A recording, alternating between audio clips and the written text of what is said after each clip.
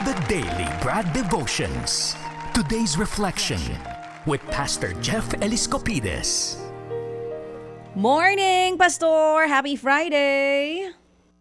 Happy Friday, Cha! At Ted, ang ganda naman ng pambungad na kwento ng success story ni Karen. Thank you so much for the inspiration, Karen. And praise God, and nasa Panginoon ang lahat ng pagpupuri, Brad Jeff.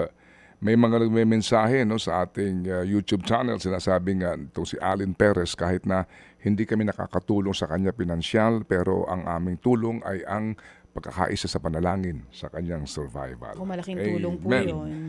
Alright, sige. So, Brad, salamat na marami. Hindi pa tapos. Ikaw talaga. Malaking tulong kaya yung panalangin para sa ibang tao. Ayun, of course. Iba pong nagagawa ng power of prayer. So, eto na nga.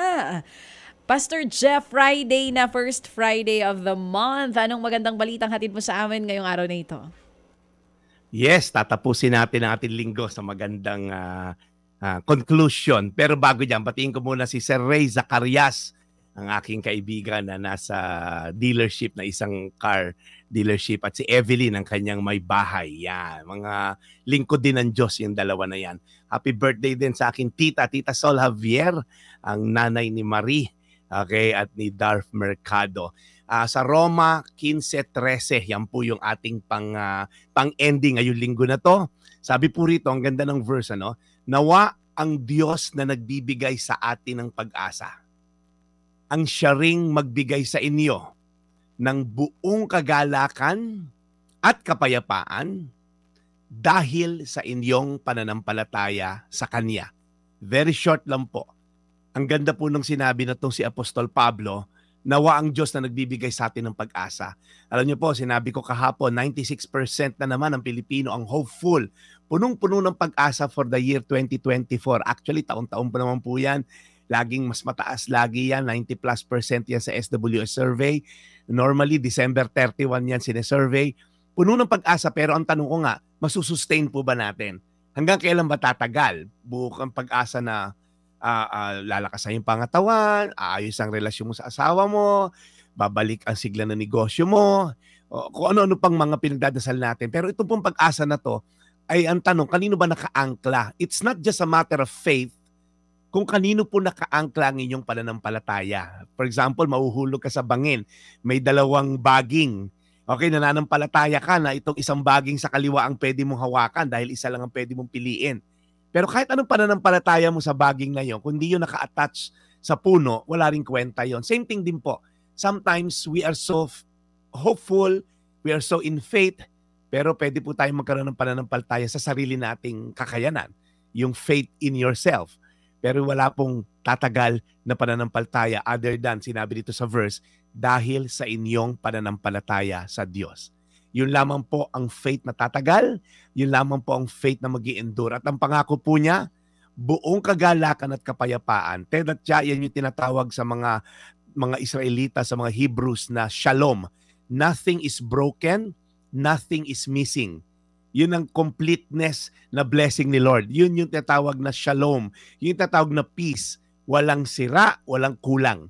May mga tao na merong daming bagay sa buhay, pero sira naman yung ibang parte ng buhay. Meron naman buo nga, pero kulang naman sa maraming aspeto ng buhay. Ito pong shalom, nothing is broken, nothing is missing. Yan po ang gusto ng Diyos na blessing sa atin. Buong kagalakan at buong kapayapaan.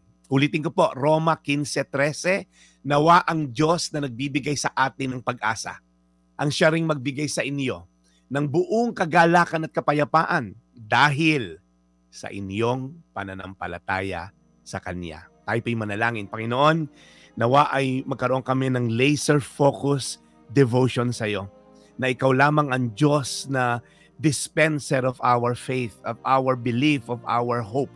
Nawa Panginoon, sa iyo lamang kami humawak sa ngayong taon na to. 2024 will be a better year. Yes, maganda yan. Naniniwala kami dyan.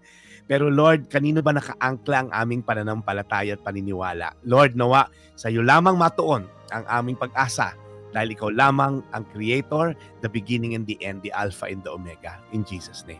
Amen. Amen. Amen.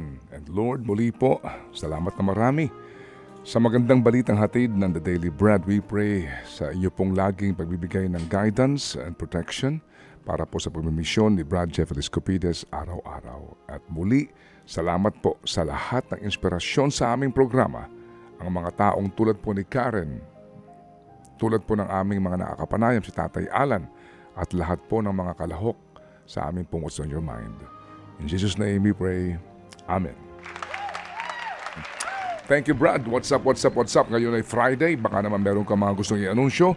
Tulad ng mamaya ba, ikay magpuprograma sa ating himpilan in lieu Yes, of... Brad, in lieu. Ted. Mhm.